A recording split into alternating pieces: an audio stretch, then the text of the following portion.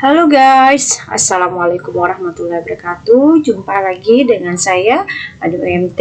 Pada kesempatan ini, saya akan membahas tentang konsep hipotesis.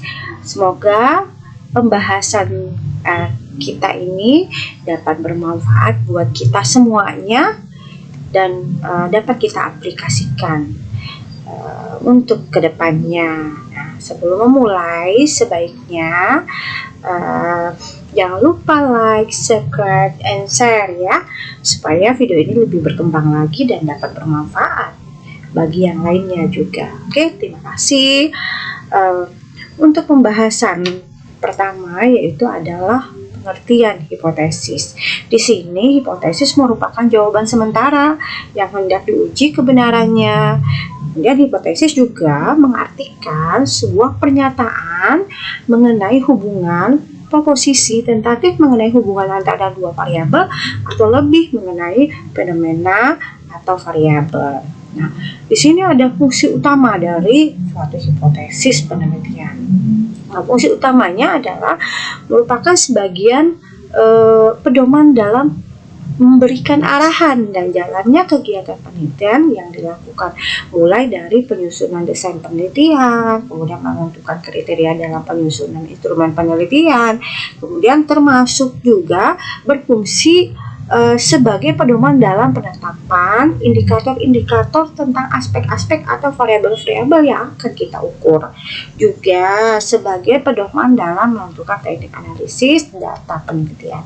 Nah, ingat ya, untuk penelitian ini sebenarnya tidak semua penelitian memerlukan hipotesis penelitian yang bersifat eksploratif dan deskriptif untuk memerlukan hipotesis.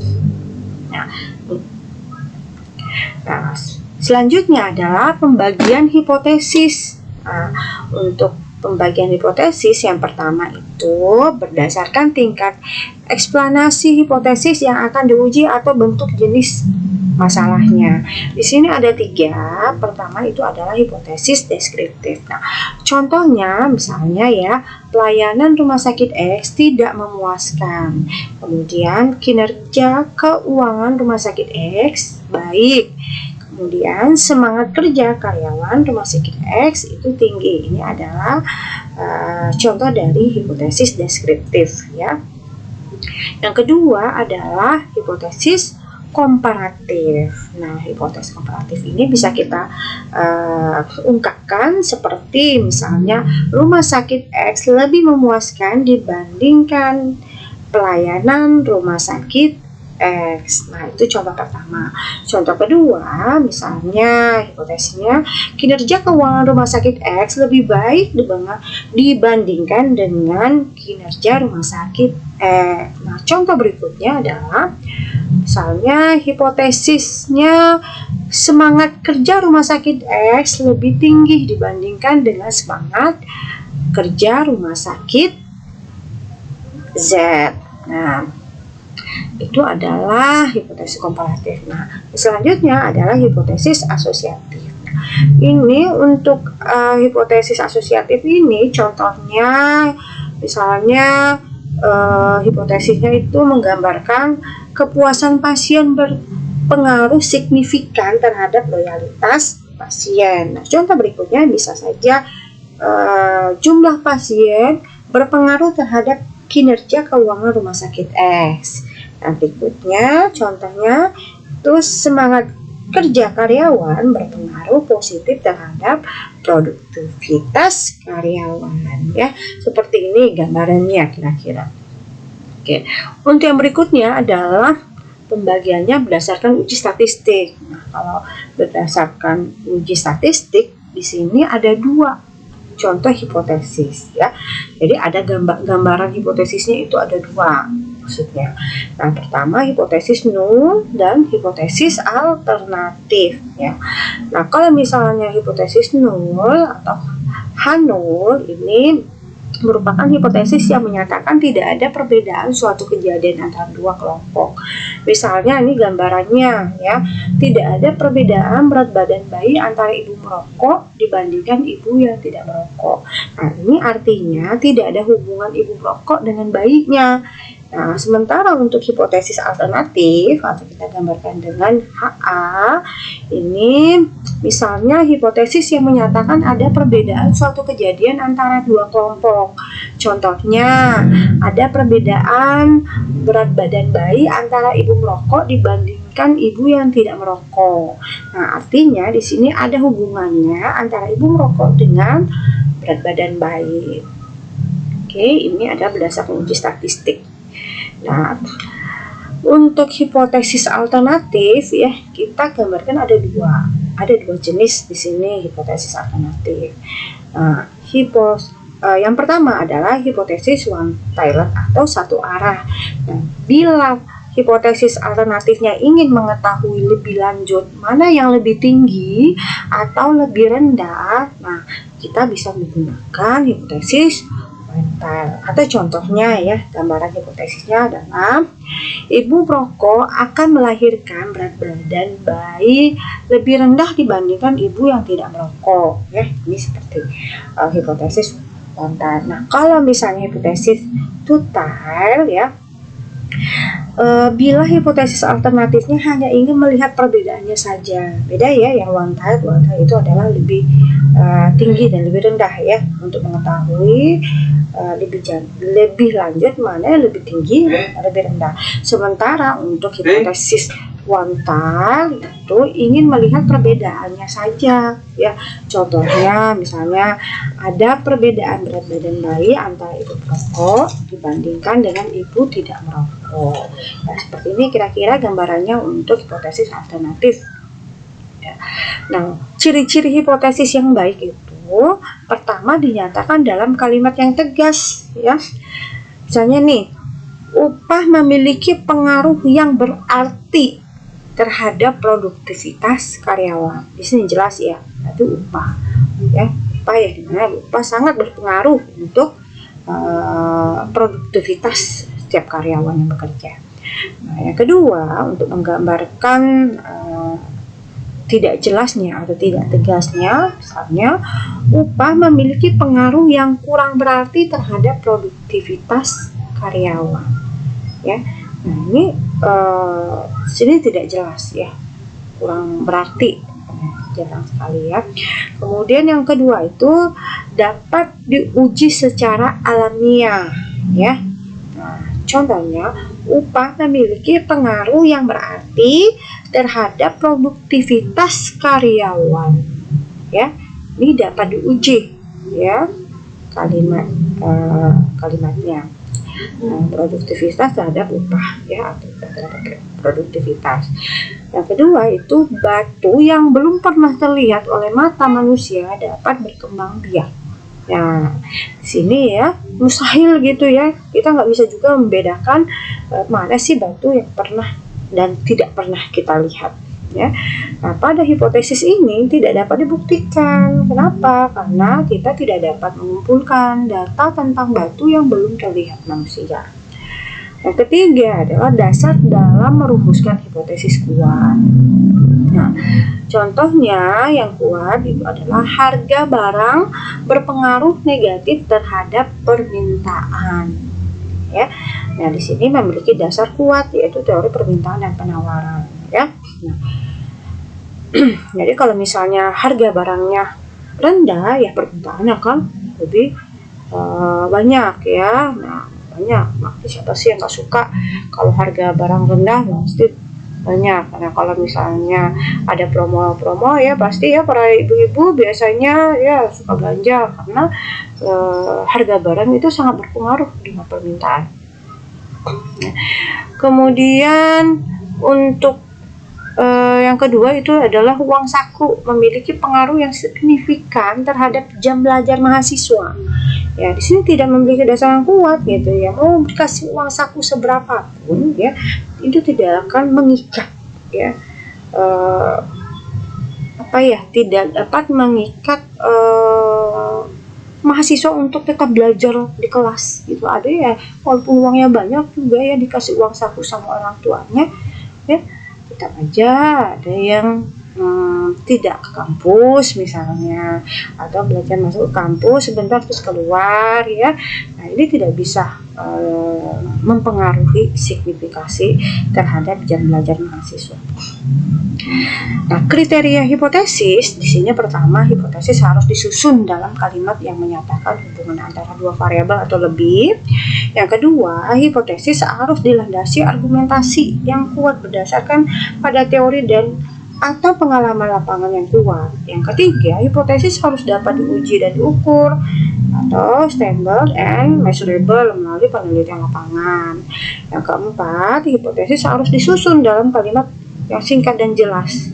Yang kelima, hipotesis harus konsisten dengan teori-teori yang ada. Jangan misalnya mempunyai teori sendiri ya, teori pendapat sendiri, sementara tidak ada teori ilmiah yang mendukung hipotesis yang kita buat. Kemudian yang keenam, hipotesis harus disusun sedemikian rupa sehingga eksplanasi yang dikemukakan memiliki argumentasi yang jelas dan dapat dipertanggungjawabkan secara nalar dan atau rasional. Nah, di sini ada langkah-langkah cara membuat suatu keputusan hipotesis atau langkah-langkah untuk uji hipotesis. Itu sebenarnya ada 5 ya. Pertama, menetapkan hipotesis. Jadi kita harus menetapkan hipotesis A-nya dan hipotesis nolnya harus kita tetapkan apa. Kemudian yang kedua, menentukan uji statistik yang sesuai. Jadi di sini kita harus menggunakan uji statistik apa yang sesuai ya. Jadi apakah uji statistik satu arah atau dua arah ya. Kemudian yang ketiga, menentukan tingkat kemaknaan level of signifikasi atau alfanya. Nah ini kalau misalnya level of signifikasinya 95%, maka dikurangkan saja 100% ya. Jadi 100 dikurang level of signifikan, berarti 95%, berarti alfanya itu adalah 5% ya. Kalau misalnya kita buang persentasenya, berarti 0,05 itu adalah tingkat kemaknaannya ya, untuk menentukan tingkat kemaknaan. Kemudian yang kelima, menghitungkan uji statistik. Nah, di sini jadi kita memperhitungkan uji statistik apa yang akan kita gunakan itu harus sesuai dengan yang nomor 2 ya, menentukan uji statistik yang sesuai, menentukan tingkat kemaknaan ya. Jadi memperhitungkan uji statistik ya, apakah kita menggunakan uji statistik uji Z, uji T ya. Kemudian yang kelima itu adalah keputusan uji hipotesis atau uji statistik. Nah, dari langkah pertama, kedua, ketiga, dan keempat kita akan mendapatkan hasil nantinya. Nah, setelah itu kita harus membuat suatu keputusan. Nah, apakah hipotesis kita diterima atau gagal diterima, atau apakah hipotesis kita itu ditolak atau gagal ditolak. Nah, kalau misalnya kita menguji hipotesis nol, berarti pernyataannya itu adalah H0 gagal ditolak atau H0 ditolak. Tapi kalau misalnya kita menguji hipotesis A, berarti HA gagal diterima atau diterima. Seperti itu gambarannya untuk langkah-langkah uji hipotesis. Nah, kita bahas satu persatu ya. Langkah-langkahnya, pertama itu menetapkan hipotesis. 1, hipotesis 0 ya. Yang kedua, hipotesis alternatif. Ini harus ada. Nah, dalam uji hipotesis yang akan diuji adalah H0 ya, atau bisa juga kita uji itu adalah HA ya. Jadi tergantung ya. Dua-duanya bisa diuji. Nah, kalau misalnya pertama kita udah penentuannya itu H0 yang akan kita uji, jadi pernyataan semuanya itu H0. Tapi kalau misalnya HA yang akan kita uji, jadi semua pernyataan itu adalah HA ya. Nah, di sini penerapannya saya menggunakan yang H0 ya. Nah, misalnya saya gambarkan dulu yang H0 ya. Jika H0, maka hasil pengujiannya adalah H0 ditolak. Artinya data yang dianalisis data sampel mendukung adanya perbedaan suatu kejadian antara dua kelompok yang dibandingkan. H0 gagal ditolak artinya tidak ada perbedaan hubungan suatu kejadian antara dua kelompok. Atau misalnya jika HA, maka hasil pengujiannya adalah HA diterima, artinya ya sebenarnya HA sama ini sama aja ya sebenarnya ya, kebalikan dari H0 ya. Nah, HA diterima, di sini H0 ditolak. Di sini HA gagal diterima, di sini H0 gagal ditolak. Sebenarnya artinya sebenarnya sama ya, cuma bahasanya aja yang berbeda. Nah, kalau misalnya HA diterima, artinya data yang dianalisis atau data sampel mendukung adanya perbedaan suatu kejadian antara dua kelompok yang dibandingkan. Kalau HA gagal diterima, artinya tidak ada perbedaan suatu kejadian antara kedua kelompok. Nah, jadi pertanyaan nih, timbul pertanyaan, bagaimana kita dapat memutuskan H0 ditolak atau gagal ditolak? Atau sebaliknya ya, kalau misalnya kita menguji HA ya, sebaliknya bagaimana kita dapat memutuskan HA diterima atau gagal diterima? Nah, jawabannya itu kita harus membentuk penulisan hipotesis matematik ya. Nah, sebenarnya ada beberapa langkah ya, ada beberapa cara, jadi tergantung apakah kita menggunakan satu arah, dua arah ya. Nah, untuk satu arah ini one tiled atau one side, itu satu sampel untuk min rata-rata, itu bisa kita gambarkan seperti ini. H0 mu ya lebih atau sama dengan mu 0 ya. Nah, maka HA-nya itu kebalikannya, mu lebih kecil dari mu 0 ya, atau kita balik nih, lebih besar lebih kecilnya ya. Itu H0 mu lebih kecil atau sama dengan mu 0. Nah, kalau misalnya di sini lebih kecil atau sama dengan, berarti di sini harus lebih besar ya. Jadi mu lebih besar dari mu 0 ya. Ini yang untuk satu arah, satu sampel untuk min rata-rata. Nah, kalau misalnya dua arah atau two tiled atau two side, itu satu sampel untuk min rata-ratanya, gambaran hipotesis matematiknya itu H0 mu sama dengan mu 0 ya.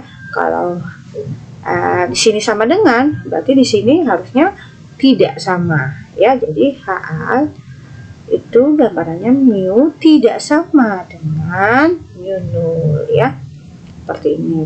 Nah, untuk bentuk penulisan hipotesis yang berikutnya ya, yang tadi kan satu arah, satu sampel untuk min rata-rata. Nah, di sini satu arah untuk dua sampel min rata-rata ya. Nah, di sini ada dua arah juga, dua sampel untuk min rata-rata. Nah, H0 mu 1 lebih besar atau sama dengan mu 2. Nah, kalau di sini sama dengan ya, lebih besar atau sama dengan, berarti di sini kebalikannya ya. Nah, jadi HA mu 1 lebih kecil dari mu 2, atau gambarannya untuk lebih besar kecilnya kita balik ya. Tadi di sini lebih besar, jadi lebih kecil misalnya pernyataannya. Jadi H0 mu 1 lebih kecil atau sama dengan mu 2. Jadi HA-nya itu mu 1 lebih besar dari mu 2 ya. Ini yang satu arah untuk dua sampel. Ini yang dua arah untuk dua sampel min rata-rata ya. Nah, H0 itu mu 1 sama dengan mu 2. Jadi HA-nya mu 1 tidak sama dengan mu 2 ya. Jadi tergantung apakah dua sampel min rata-rata, apakah menggunakan satu arah atau dua arah, atau satu sampel min rata-rata seperti yang tadi ya. Kemudian yang berikutnya adalah dua arah lebih dari dua sampel, atau min rata-rata. Tadi kan 1 min rata-rata, kemudian 2 min rata-rata. Nah, ini lebih dari 2 min rata-rata ya. Kalau lebih dari 2 min rata-rata itu yang satu arahnya gambarannya seperti ini. Jadi H0 μ1 sama dengan μ2 sama dengan μ3 sama dengan μ4 dan seterusnya tak terhingga ya. Nah, sementara HA-nya μ1 tidak sama dengan ya, kebalikannya ya, tidak sama dengan μ2, tidak sama dengan μ3 dan seterusnya. Nah, minimal ya kalau di sini H-nya minimal ada sepasang min tidak sama ya. Nah, yang lain kalau misalnya boleh sama tapi ada sepasang yang tidak sama minimal ya. Nah, untuk yang 2 arah yang lebih dari 2 sampel. Nah, untuk yang 2 arah ya, untuk yang 2 arah untuk uji korelasi yang ini ya, kalau ini kan yang 2 arah untuk 2 arah untuk lebih dari 2 sampel. Nah, ini 2 arah untuk uji korelasi ya. Nah, jadi gambarnya H0 ya, H0 itu p-value-nya tidak sama dengan 0 atau probabilitasnya tidak sama dengan 0. Jadi H-nya probabilitasnya tidak maaf ya. Jadi H0 itu probabilitasnya sama dengan 0. Jadi HA-nya probabilitasnya itu tidak sama dengan 0 ya. Seperti ini gambaran untuk bentuk penulisan hipotesis ya, matematik. Jadi tergantung dari jenis apa sih, jenis uji apa yang akan kita gunakan. Kemudian yang kedua adalah penentuan uji statistik yang sesuai. Nah, untuk jenis uji statistik yang digunakan tergantung dari pertama jenis variabel yang akan kita uji. Nah, kalau misalnya kita bicara jenis variabel, berarti itu ada variabel kategorik dan numerik. Nah, contohnya itu pembahasan yang kemarin-kemarin ya, kategorik apa, numerik apa ya. Mesti tidak perlu saya jelaskan kembali. Kemudian jenis data antara kelompok yang dibandingkan dengan ya, apakah dependen atau independen ya, ini jenis data antara kelompok yang dibandingkan. Nah, untuk dependen ini seperti apa dan independen seperti apa ya. Nah, kemudian ini boleh lihat nanti di pembahasan sebelumnya. Kemudian untuk jenis distribusi data. Nah, kalau jenis distribusi data, nah kita lihat apakah distribusi datanya normal atau tidak normal. Nah, ini juga pernah kita bahas ya. Silahkan review kembali, lihat video-video sebelumnya ya. Nah, kita lihat untuk distribusi data normal atau tidak normalnya. Nah, ini adalah penentuan uji statistik yang sesuai. Yang berikutnya adalah menentukan level of signifikasi alfanya ya. Nah, alfa adalah besarnya peluang salah dalam menolak hipotesis 0 atau H0. Nah, kalau misalnya level of signifikannya itu 95%, berarti alfa yang kita tampilkan di sini adalah 5% atau kita dan turun 0,05. Nah, untuk selanjutnya itu kesalahan pengambilan keputusan ada 2 di sini ya, ada 2 jenis. Pertama kesalahan tipe 1 dan kesalahan tipe 2 ya. Ini untuk peluang kesalahan. Nah, kita bahas satu persatu dulu untuk kesalahan tipe 1. Ya, untuk kesalahan tipe 1 ini artinya peluang salah menolak H0 ya. Salah menolak H0 pada H0 benar. Artinya menyimpulkan ada perbedaan padahal tidak ada perbedaan ya. Nah, besarnya peluang menolak hipotesis yang seharusnya diterima tapi ditolak ya. Besarnya kesalahan tipe 1 ya. Kesalahan tipe 1 adalah alfa misalnya 1%, 5% atau 10%. Nah, ini yang kita gunakan untuk alfanya ya.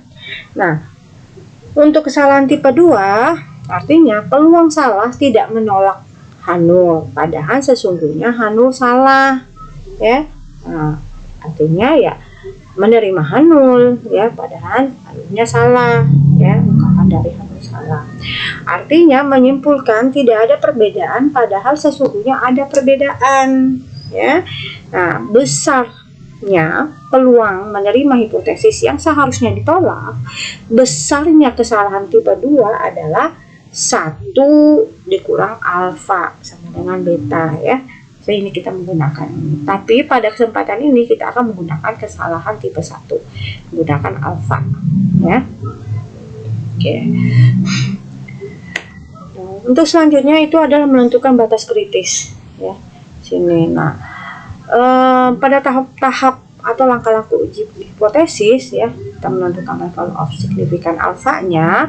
Di sini juga kita harus menentukan batas kritis, ya, dari kurva yang akan kita buat, ya, dari perhitungan atau rumusan yang akan kita buat, ya, supaya hipotesis atau kesimpulan dari hipotesis kita itu lebih bermakna. Pertama, perhatikan tingkat signifikasi alfanya, ya. Nah, misalnya kita menggunakan alfa, ya, kebanyakan itu menggunakan alfa 1%, 5%, atau ada juga yang menggunakan 10%. Nah, untuk uji dua sisi biasanya itu digunakan untuk batasan kritisnya itu menggunakan rumusan 1 dikurang alfa dibagi 2 atau alfa dibagi 2. Dan untuk uji satu sisi biasanya menggunakan alfa. Jadi nggak dibagi-bagi 2 lagi, jadi 1 aja. Misalnya alfa ya udah 5% biasanya menggunakan 0,05, ya, seperti itu. Kemudian banyaknya sampel itu digambarkan N digunakan untuk menentukan derajat bebas atau derajat kebebasan. Nah, derajat kebebasan ini sama dengan degree of freedom, ya. Nah, satu sampel itu biasanya kalau misalnya kita menggunakan penelitian hanya satu sampel, nah, rumusannya itu adalah N dikurang 1. Nah, kalau misalnya menggunakan 2 sampel, itu N ditambah N2 dikurang 2, ya. Nah, kemudian nilai kritis ditentukan menggunakan tabel T atau tabel Z, ya. Nah, hanya tabel T dan tabel Z. Selanjutnya, itu langkah selanjutnya itu adalah langkah keempat, yaitu penghitungan uji statistik. Nah, di sini penghitungan uji statistik adalah penghitungan data sampel ke. Jadi, sampel yang keberapa yang akan kita uji? Kalau misalnya kita menggunakan satu sampel, ya, satu, ya. Dalam uji hipotesis yang sesuai, ya. Kemudian misalnya nih, ya, kalau ingin menguji perbedaan mean antara dua kelompok, ya, data hasil pengukuran dimasukkan ke rumus uji T. Dari hasil perhitungan tersebut, kemudian kita bandingkan dengan nilai populasi. Nah, untuk mengetahui apakah ada hipotesis ditolak atau gagal menolak hipotesis tersebut. Nah, langkah kelima adalah keputusan uji hipotesis atau uji statistik. Di sini uji statistik merupakan rumus-rumus yang berhubungan dengan distribusi tertentu dalam pengujian hipotesis. Nah, distribusi atau rumus yang biasanya kita gunakan itu adalah uji Z, T, F, dan seterusnya. Hasil akhir pengujian mungkin H0-nya itu ditolak atau H0-nya gagal ditolak. Kalau misalnya kita menguji H0, kalau misalnya kita menguji HA, mungkin saja HA-nya gagal diterima atau diterima, ya, seperti itu. Nah, untuk menentukan tersebut, kita bandingkan nilai perhitungan uji statistik dengan nilai pada tabel. Nah, ketika kita sudah melakukan perhitungan, maka harus kita lihat lagi tabelnya. Tabel, kalau kita gunakan uji Z, ya kita gunakan tabel Z. Kalau kita gunakan uji T, ya kita gunakan tabel T, ya. Karena di sini hanya menggunakan Z dan T. Nah, untuk selanjutnya itu mengetahui keputusan uji statistik. Nah, lebih konkretnya, pertama itu pendekatan probabilistik, yang kedua pendekatan klasik, ya. Nah, untuk pendekatan klasik Pertama, kita membandingkan antara nilai T hitung atau Z hitung ya dengan nilai T kritis atau Z kritis. Nah, kalau misalnya kita menggunakan uji T ya T hitung, jadi kita harus menggunakan T kritisnya ya, jadi harus disesuaikan. Kalau misalnya kita menggunakan rumus Z ya, jadi harus Z hitung ya, jadi kita bandingkan dengan Z tabel, Z kritis ya, kemudian dan seterusnya ya. Kalau misalnya kita menggunakan yang T, misalnya membandingkan antara nilai T hitung dengan nilai T kritis. Jika T hitung ya lebih besar dari T kritis, nah maka keputusannya menolak H0 atau kata lain HA diterima, atau sebaliknya ya. Kemudian atau menggunakan gambar kurva ya, kalau bisa kita gambarkan kurva atau distribusi normal. Jika nilai T hitung atau Z hitung ya, kalau kita menggunakan Z, rumusan Z, nah kita gambarkan yang T. Jika nilai T hitung berada pada daerah penolakan H0, maka keputusannya adalah menolak H0 atau HA diterima, dan sebaliknya. Nah, ini gambarannya untuk uji dua sisi misalnya.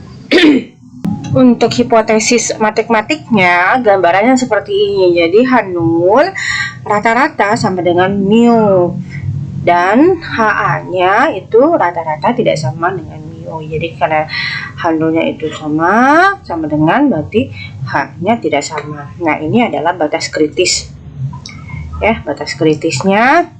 Karena ini adalah uji dua sisi, jadi batas kritisnya itu ada dua ya, kiri dan kanan. Nah, yang ini adalah batas penerimaan atau ruang penerimaan H0. Nah, ini adalah ruang penolakan H0 ya, ini penolakan H0. Nah, karena kita menggunakan patokannya adalah T, misalnya kita menggunakan rumus T, jadi patokan kita itu adalah T tabel.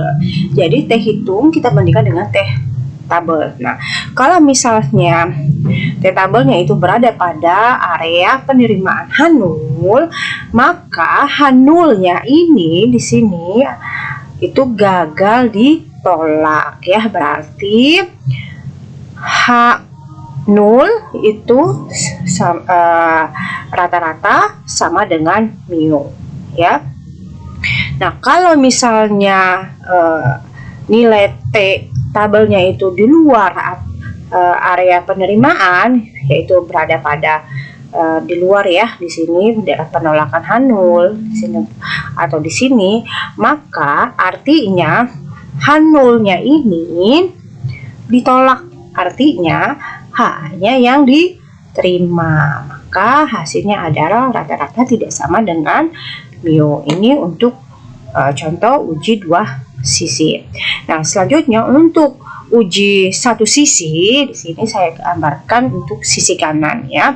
Nah, ini sisi kanan, karena dia hanya satu sisi berarti hanya satu batas kritis ya. Di sini sisi kanan. Nah, tadi kita menggunakan uji T misalnya, sekarang kita menggunakan uji Z. Nah, jadi patokan kita adalah nilai Z tabel kita bandingkan dengan nilai Z hitung kita bandingkan dengan Z table. Nah, kalau misalnya nilainya itu berada pada area penerimaan H0, berarti H0-nya ini gagal ditolak ya. Nah, kalau misalnya Z table-nya itu berada pada area penolakan H0, berarti H0-nya ditolak ya, begitu. Nah, kalau H0-nya ditolak berarti artinya rata-rata lebih kecil dari mu. Kalau misalnya berada pada penerimaan, berarti H0-nya gagal ditolak, artinya rata-rata sama dengan mu ya, begitu ya untuk satu sisi, bagian sisi kanan. Nah, untuk uji satu sisi bagian yang kiri, berarti batas kritisnya itu berada pada sisi kiri ya. Nah, kalau uji hipotesis ya, hipotesis matematiknya seperti ini ya, berarti sebenarnya sama saja ya, sama saja dengan yang sisi kanan ya, cuma posisinya yang berbeda. Nah, kalau misalnya Z tabelnya itu berada pada penerimaan H0 ya, kalau di sini kan dia hasilnya yang negatif, berarti ya tabelnya itu hasilnya negatif, berarti dia negatif ke positif ya. Kalau lebih kecil lagi berarti dia di area penolakan. Nah, kalau misalnya dia di area penerimaan H0, berarti H0-nya itu gagal ditolak. Kalau misalnya di area penolakan H0, berarti H0-nya itu ditolak ya. Kalau misalnya penerimaannya H0 di area penerima H0, H0-nya gagal ditolak, berarti artinya rata-rata sama dengan mu. Kalau H0-nya ditolak, berarti artinya rata-rata lebih dari mu. Ya, begitu ya kira-kira. Nah, selanjutnya adalah pendekatan probabilistik. Nah, untuk pendekatan probabilistik di sini itu adalah uji statistik dengan menggunakan komputer dengan program EPINFO, SPSS, SAS, dan lain-lainnya. Nah, setiap kita melakukan uji statistik dengan komputer, maka akan ditampilkan nilai P, atau artinya itu adalah P-value ya. Dengan nilai P ini kita dapat gunakan untuk uji statistik dengan cara membandingkan nilai P dengan nilai alfa ya. Nah, kalau misalnya P-nya itu lebih kecil atau sama dengan nilai alfa, maka keputusannya adalah H0-nya itu ditolak. Nah, kalau misalnya P value-nya itu lebih besar dari nilai alfa, maka keputusannya adalah H0 gagal ditolak ya, seperti itu. Nah, di sini kita menggunakan beberapa rumus ya untuk uji statistik. Nah, kalau misalnya uji beda satu min satu sampel, biasa menggunakan uji Z sama uji T ya. Nah, gambarannya itu seperti ini. Bila nilai tau-nya atau sigma-nya diketahui, maka kita harus menggunakan uji Z ya. Nah, rumusnya itu rata-rata dikurang mu dibagi tau atau sigma dibagi akar N. Nah, kalau misalnya nilai tau-nya atau sigma-nya itu diketahui, maka gunakan uji T. Rumusnya rata-rata dibagi mu dibagi rata-rata dikurang mu dibagi standar deviasi dibagi akar N. Nah, untuk melihat tabelnya itu gambarnya, nilai T tabelnya itu kita harus menggunakan rumus degree of freedom ya, N dikurang 1. Nah, untuk rumus uji menyangkut rata-rata, ini gambarnya seperti ini ya. Nah, banyak ya uji statistik ya seperti ini. Nah, di gambarannya ini tidak kita pelajari pada pertemuan hari ini ya, atau pembahasan kali ini akan kita bahas pada pertemuan berikutnya ya, atau di topik-topik yang berikutnya. Nah, ini uji menyangkut rata-rata ya, sama dengan uji menyangkut rata-rata. Saya hanya memperkenalkan beberapa rumus saja ya untuk uji statistik, tapi tidak kita bahas pada pertemuan atau pembahasan kali ini. Nah, ini untuk uji menyangkut proporsi ya. Untuk menyangkut proporsi itu kita gunakan rumus yang ini ya, silakan dilihat ya. Kemudian uji menyangkut variansi. Nah, ini kita menggunakan uji statistiknya seperti ini rumusannya. Nah, untuk kali ini kita hanya akan membahas mengenai menguji beda min satu sampel ya. Jadi kita akan mencoba cara mencari atau membuat uji statistik ya dengan menggunakan uji Z dan uji T. Nah, kalau misalnya bila nilai tau-nya diketahui, maka kita gunakan Z. Bila nilai tau-nya tidak diketahui, kita gunakan nilai atau rumus T. Nah, di sini ada latihan atau contoh soal. Misalnya, diketahui bahwa kadar kolesterol orang dewasa normal 200 gram per 100 mili dengan standar deviasi 56 gram. Peneliti telah melakukan pengukuran kadar kolesterol pada kelompok penderita hipertensi sebanyak 49 orang. Nah, didapat rata-rata kolesterol mereka itu 220 gram per ya. Maaf, di sini tidak ada pernya. Mungkin hapus per 100 mili. Kemudian peneliti ingin menguji apakah kadar kolesterol penderita hipertensi berbeda dengan kadar kolesterol orang dewasa normal. Maka penyelesaiannya adalah sebagai berikut. Nah, pertama kita harus buat apa saja yang kita ketahui ya di dalam soal. Misalnya kadar kolesterol normal adalah min populasi ya, kalau diartikan dengan mil kita kasih 200 mg. Nah, standar deviasi populasi atau TO itu atau sigma itu nilainya itu 66 mg. Nah, kadar kolesterol sampelnya itu 220 mg atau X ya lambangnya. Nah, langkah pertama yang harus kita lakukan itu adalah menentukan hipotesisnya, hipotesis 0 sama hipotesis A-nya atau alternatifnya. Nah, kalau hipotesis 0-nya berarti mu sama dengan 220, artinya tidak ada perbedaan rata-rata kadar kolesterol orang dewasa dengan penderita hipertensi. Nah, kalau hipotesis alternatifnya adalah mu tidak sama dengan 220, artinya ada perbedaan rata-rata kadar kolesterol orang dewasa dengan penderita hipertensi. Ya, nah kita lihat HA-nya, ya perhatikan HA-nya. Nah, karena kita di sini akan menguji H0-nya ya, kita perhatikan dulu H-nya. Hanya ingin mengetahui perbedaan ya. Jenis uji statistiknya adalah two type atau dua arah. Ya, tadi ya kita sempat membahas mengenai tanda-tanda tujuan ya, hipotesis atau penentuan hipotesis one tile atau satu arah dengan two tile atau dua arah ya. Nah, kalau hanya ingin mengetahui perbedaannya saja berarti itu adalah statistik two tile. Tapi kalau misalnya ingin mengetahui kurang atau lebihnya ya, perbedaan atau kurang lebihnya saja, maka itu menggunakan one tile ya. Di sini kita menggunakan untuk perbedaannya saja. Nah, untuk selanjutnya langkah kedua adalah level of signifikasinya. Kita harus menentukan level of signifikasinya itu adalah 5%. Nah, kemudian yang langkah ketiga adalah pemilihan uji statistik. Nah, tujuannya penelitian adalah ingin membandingkan nilai populasi ya. Untuk perbedaannya hanya mencari perbedaan saja berarti ya. Nah, dari orang dewasa dengan data sampel data penderita hipertensi. Nah, uji beda min satu sampel dengan menggunakan uji Z di sini ya, karena sudah diketahui ya, karena TO-nya sudah diketahui berarti kita menggunakan uji Z.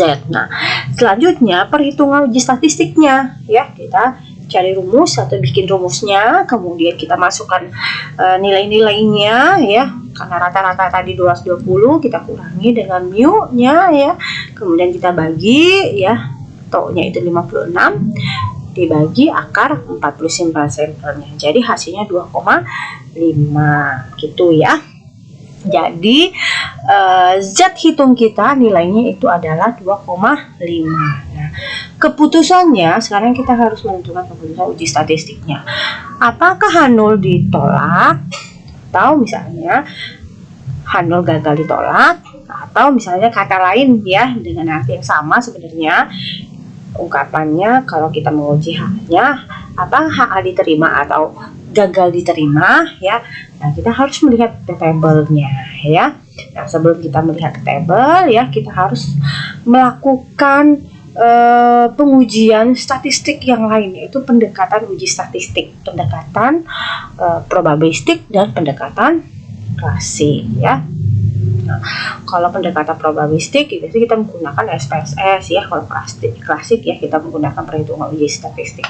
Nah, kita lihat yang pendekatan probabilistik. Nah, dari tabel ya kita lihat di peroleh itu nilai 0,4938 ya. Lihat tabel Z-nya ya. Nah, caranya sama seperti pertemuan kemarin, penerapannya cara melihat tabelnya ya. Kemudian yang 0,5 ini adalah ketentuan ya. Jangan bingung ini dari mana gitu ya, ketentuan. Nah, jadi 0,5 ini dikurang ya dari tabel ya, 0,4938. Nah, hasilnya itu adalah 0,0062. Jadi jenis uji statistiknya di sini adalah two type, ya, dua arah. Ingat ya, dua arah. Nah, karena kita lihat dari alternatifnya, ya, hipotesis alternatifnya. Jadi P-nya, P value-nya, ya, 2 dikali 0,0062, karena dua arah jadi kita kalikan 2.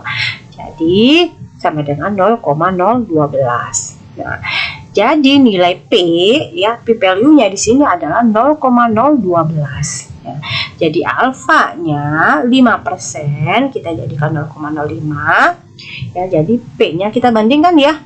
P-nya itu P value 0,012, sementara alfa kita 0,05. Jadi P-nya itu lebih besar dari alfa, ya. Seperti itu kira-kira teman-teman. Maaf, bukan lebih besar. Jadi P-nya lebih kecil dari alfa, ya, maaf ya. Jadi P-nya lebih kecil dari alfa, ya, karena 0,012 ini lebih kecil dari 0,05. Nah, jadi kesimpulannya adalah H0 ditolak. Jadi alfa 5% 0,05. Secara statistik kadar kolesterol dari orang dengan hipertensi berbeda dibanding kadar kolesterol orang dewasa normal dengan P value 0,012. Oke, begitu ya untuk yang probabilistik. Sementara yang pendekatan klasiknya, ingat hanya ya, jenis uji statistiknya itu adalah two type, ya. Jadi level of signifikasinya itu 5%, alfanya 0,05, maka alfa harus dibagi 2, ya. Tadi kan kita probabilistik, ya, menggunakan P value. Sekarang kita bandingkan untuk tabelnya. Alfanya 0,05, jadi kita bagi 2. Alfa 0,5 jadi 0,025. Nah, kita kembali ke tabel, lihat tabelnya, ya. Ya, kita cara 0,5 dikurang 0,025, ya, dari pembagian alfa sama dengan 0,475. Maka nilai tabel kurva, ya, tabel kurva normalnya di batas kritis adalah Z-nya itu sama dengan 1,96. Nah, cara melihat tabelnya itu sama dengan pertemuan yang estimasi, ya, konsep estimasi, ya, silahkan dilihat kembali. Kemudian dibandingkan, ya, kemudian kita bandingkan dengan nilai Z table ini dengan Z hitung itu Z 2,5. Z hitung kita yang tadi Z 2,5, ya, maka Z hitung ini lebih besar, ya, karena Z tabel kita itu adalah 1,9. Nah, cara melihatnya, ya, ingat ya, kalau misalnya ada yang lupa, ya, ingat kalau 0,05 dikurang, ini ketentuan, ya, 0,5 kurang 0,025, hasilnya 4,75. Nah, lihat di tabel Z, kemudian cari nilai 0,475. Nah, kemudian tarik ke kiri, lihat ke kirinya itu angka berapa, itu akan ketemu dengan angka 1,9. Nah, kemudian tarik ke atas itu akan ketemu dengan angka 0,06. Maka kita jadikan 1,96, ya. Ini perolehannya, ini sama langkahnya, ya, pada konsep estimasi yang kemarin, ya. Nah, kemudian kita bandingkan nilai tabel ini 1,96 dengan 2,5. Maka Z hitung ini, ya, Z hitung kita ini lebih besar dari Z tabel karena 2,5 lebih besar dari 1,9, ya. Maka keputusannya adalah H0-nya itu ditolak karena dia lebih besar, ya. Nah, gitu ya kira-kira teman-teman, ya. Nah, atau bisa juga kita menggunakan cara yang lain, misalnya untuk menentukan batas kritis 1 itu kita kurang alfa bagi 2, ya. Sebenarnya hasilnya sama aja, ya, teman, ya. Nah, 1 kita kurang alfa bagi 2, jadi 1, ya, dikurang alfa, alfanya itu 0,05, kita bagi 2 ya, kalau UR kita bagi 2. Jadi hasilnya 0,475 ya. Jadi Z alfanya itu sama menggunakan ini ya, cara melihat Z tabel ya, semuanya sama, mau Z tabel sama T hitung ya. Nah, caranya sama seperti yang saya terapkan pada pertemuan konsep estimasi ya, silakan dilihat kembali. Nah, 1,96 Z table, kemudian Z hitungnya lebih dari Z table ya. Jadi keputusannya H0 ditolak atau gagal, HA gagal ditolak ya. Berarti HA-nya diterima gitu maksudnya, HA-nya ya, maaf ini salah kata-katanya. Jadi ada perbedaan rata-rata, kesimpulannya adalah ada perbedaan rata-rata kadar kolesterol orang dewasa dengan penderita hipertensi. Oke, itu ya kira-kira teman-teman. Nah, untuk cara pembuat kurvanya ya, uji statistik total di sini. Jadi kita menggunakan kurva normal karena total, jadi kita harus bikin 2 arah. Jadi batas kritisnya ada 2 ya. Nah, uji hipotesisnya itu ya karena kita terima ya. Nah, karena H-nya itu ditolak, berarti HA-nya itu terima. Berarti pernyataannya itu adalah mu tidak sama dengan 200 ya. Itu ada perbedaan rata-rata kadar kolesterol orang dewasa dengan penderita hipertensi.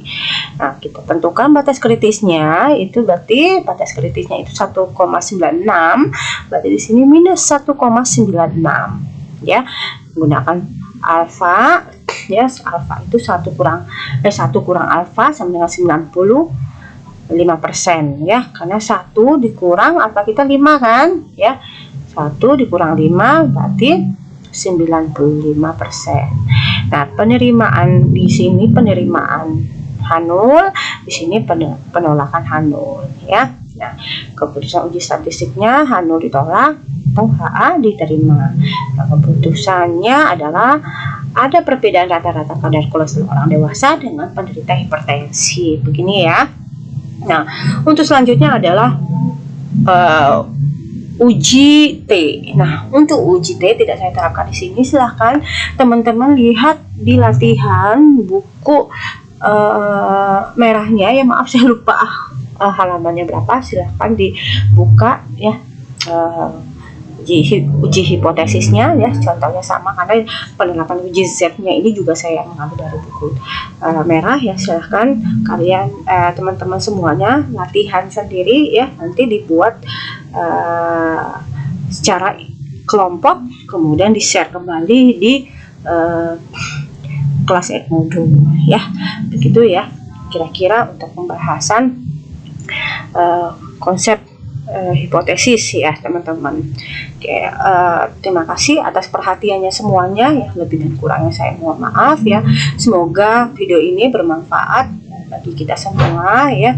Jangan lupa like, subscribe, and share ya, supaya video ini lebih berkembang lagi dan dapat bermanfaat bagi yang lainnya. Saya akhiri, wassalamualaikum warahmatullahi wabarakatuh. Sampai jumpa di lain kesempatan.